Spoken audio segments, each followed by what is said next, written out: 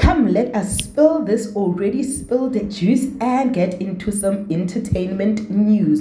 Now, MDN News reported on this story, which we all wanted to know the update eventually. It says, Albany Girl Photographer Lungisa Mjaji says Albany didn't compensate them. We received no compensation from that Albany thing. Let's dispel the notion that we gained anything from it.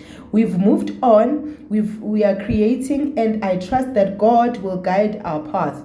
I'll personally support the child with the little I have. He said, Ubuntu abuseko. There is no more Ubuntu. Guys, I'm asking myself one question from this whole thing, right? This child nailed the picture. This child did whatever, like, we're not saying Albany must compensate everybody that comes and takes a picture with the Albany braid, but understanding how this was so iconic to everyone. Guys, they could have done something, even if it's giving the family a loaf of bread every day for free for the whole year. That would have been better, because this child properly advertised the Albany braid. What are your thoughts?